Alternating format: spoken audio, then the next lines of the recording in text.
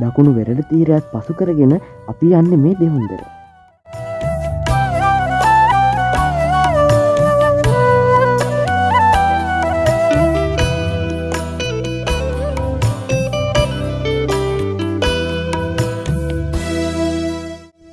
අපි මේ ඇතුල් වෙන්න හදන්නේ දෙවුන්දර දේවාලයට.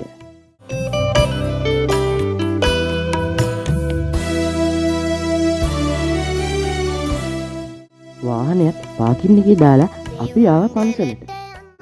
කියලා මටත් සිතුනි අද විෂ්ණු දෙවිඳු ඊට පස්සේ අපි පහන් වලට තෙල් දාලා පාන් පත්තු කරන්න ගත්තා. මනුස්සකමේ වටිනාකම තේරුම් ගත් මම රහසින්වත් පව් නොකරමි සසර කිසිම දින බුදුන් වැඳලා බෝධියත් නෑවුවා.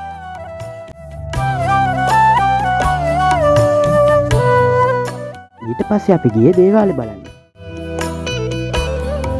අපි දේවාලේ වටේත් ඇවිදලා වටේ පිටේ සුන්දරත්වයත් බලලා අපි ගියේ බුදු පිළිම බලන්න.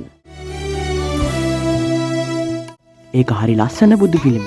බුදු පිළිමෙත් ඇඳලා ගෙදර යන්න පිටත් වුණා. තරණය කරගෙන දෙවුන්දරට ගමන් කරයි සුබ මොහොතක් ගෙන යුදගෙන දල් නිවී ගිහින් මේ සිරිලක තුල ප්‍රතිපත්තියකට මේ ඉන්නේ ඉතින් අපි ගෙදර එන ගම. එහෙනම් හැමෝම channel එක subscribe කරලා තියාගන්න. අපි තවත් වීඩියෝ එකකින් හමු වෙමු. හැමෝම පරිස්සමෙන් ඉන්න. bye. දෙවුන්දර